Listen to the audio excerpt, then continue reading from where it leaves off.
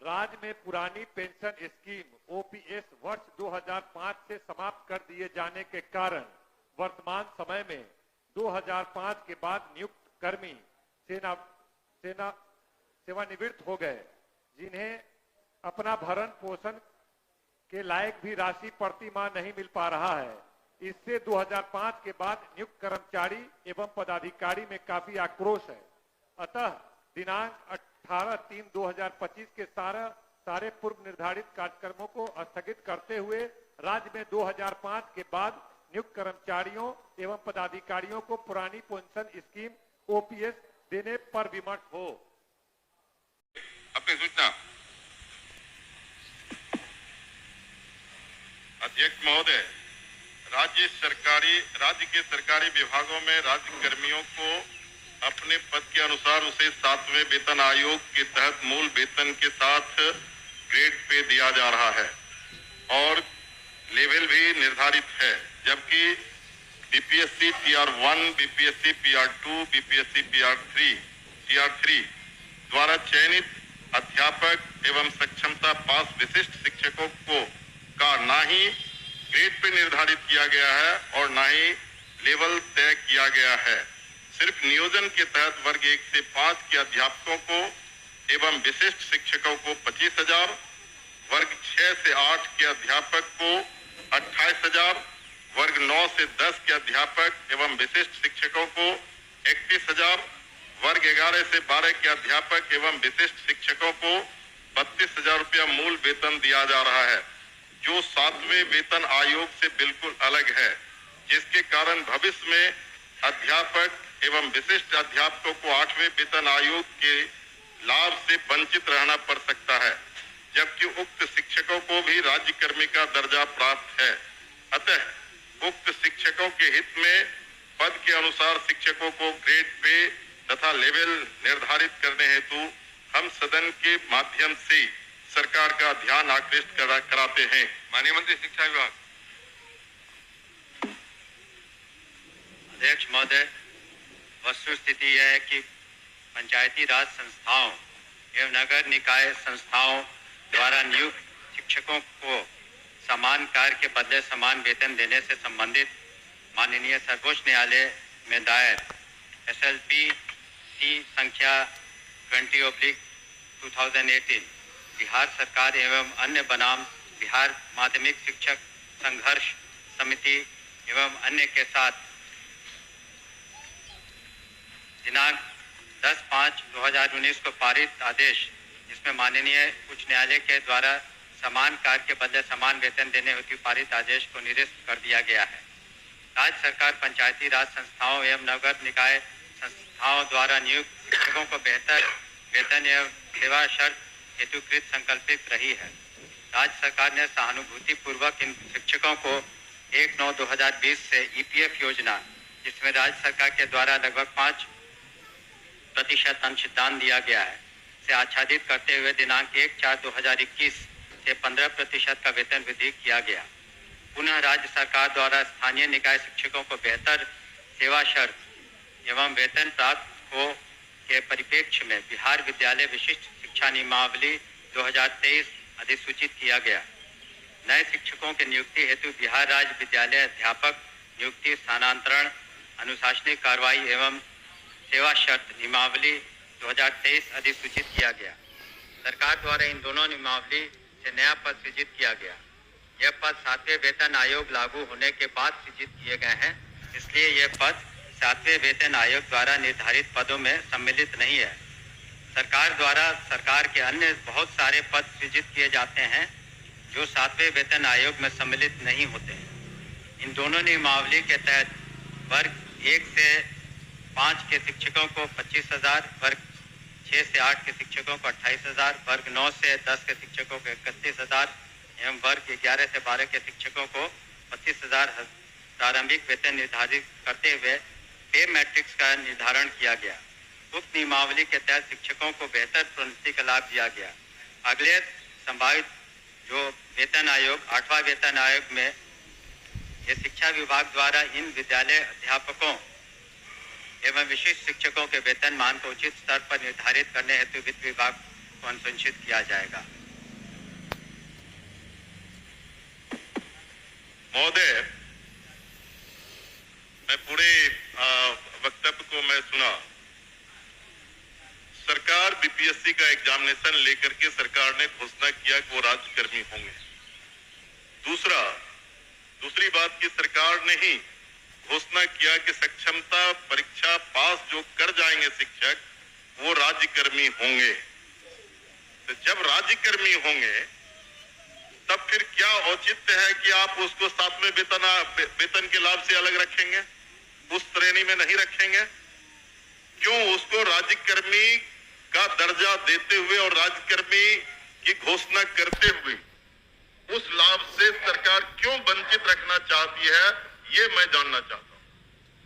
माननीय मंत्री। अध्यक्ष महोदय, इसमें जो विचार विमर्श किया गया वित्त विभाग से, ऐसी बात नहीं है कि सहानुभूति तो पूरी रखी गई। एक और आंकड़ा मैं पढ़ना चाहूंगा सदन के सामने। वर्ष 2003 में जो नियुक्त प्रशिक्षित शिक्षा मित्र थे, प्रारंभ में उनका नियत वेतन प्रति माह था 1500, जो वर्तमान सकल वेतन प्रति माह हो गया 31,340। वर्ष 2006 में नियुक्त पंचायत प्रखंड नगर शिक्षक थे 5000, उनका वर्तमान सकल वेतन प्रति माह हो गया 29,410। वर्ष 2010 में नियुक्त पंचायत प्रखंड नगर शिक्षक 7000 था वेतनमान, तो उनका हो गया आज के दिन में 29,410। वर्ष 2013 में नियुक्त पंचायत प्रखंड नगर शिक्षक 10,000 थे, उनका आज के दिन में 29,410 सकल वेतन प्रतिमाह हुआ।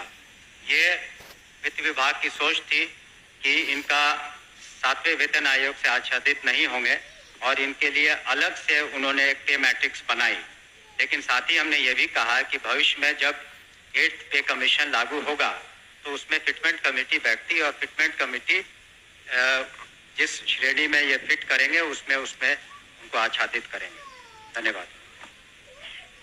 महोदय, जो सरकार के द्वारा वक्तव्य फिर दोबारा दिया गया, ये पुरानी बात को दोहराई गई कि जब कई नियोजन इकाई थी, आपने तय में उस तमाम नियोजन इकाई को भंग कर दिया। अब जिला स्तर पर नियोजन इकाई आपने गठित कर दिया, जितने जिला है उतने ही नियोजन इकाई है, और आपके फैसले से सरकार ने फैसला लिया कि अब तमाम जो पहली प्रक्रिया थी उसको हम समाप्त करते हैं और बीपीएससी से एग्जामिनेशन लेकर के हम शिक्षक को बहाल करेंगे और वो राज्यकर्मी होंगे। दूसरा, कि सरकार से हम लोग बात कर रहे थे कि जो पुराने तरीके से पंचायत से, प्रखंड से, जिला परिषद से जिन शिक्षकों को नियोजित किया गया उनको आप सरकारी कर्मी घोषित कीजिए। सरकार ने एक फैसला लिया, सक्षमता परीक्षा जो पास करेगा वो सरकारी कर्मी होंगे। तो सवाल उठता है कि सरकारी कर्मी वो सिर्फ स्कूल में नहीं पढ़ाते हैं, उनसे आप चुनाव में बूथ पर भेजते हैं, उनसे आप जो है सो बीएलओ बनाते हैं, उनको कई तरह का सवाल करते हैं। जब वो सरकारी कर्मी आपने घोषित किया है तब सरकारी कर्मी के बराबर उसके समकक्ष 7वां वेतन क्यों नहीं देना चाहती है, ये हम जानना चाहते हैं। तो नहीं, उनका कहना है कि वो पुराना जो बताया 4000 था, 2000 था, 3000 था। दूसरी बार खड़े होकर बोले नहीं सर। अध्यक्ष महोदय, जब ये पूरा मामला वित्त विभाग में गया, वित्त विभाग इसमें सारी निर्णय लेता है। पे मैट्रिक्स उन्होंने नया किया और कहा कि ये 7वें वेतन आयोग से आच्छादित नहीं होंगे। और दूसरी बात ये भी है, हम इस बात को स्वीकार कर रहे हैं कि भविष्य में जब 8th पे कमीशन का इन्होंने बात उठाई है, तो जब भी पे कमीशन केंद्र सरकार के द्वारा जब वो लागू होता है तो यहाँ बिहार में भी फिटमेंट कमेटी बैठती है और फिटमेंट कमेटी के अनुसार उस वक्त इसमें जिसमें करेंगे हम लोग अनुशंसा करेंगे।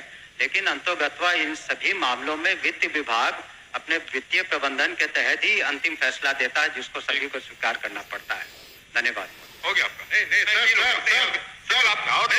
सर ठीक है, वो लोग पूछेंगे, लेकिन मेरा आखिरी सबमिशन है सर, सप्लीमेंट्री मेरा ये है कि वित्त विभाग से सारी प्रक्रिया को पूरा करते हुए तब आपने बीपीएससी का एग्जामिनेशन लिया और तब आपने राज्यकर्मी का दर्जा दिया।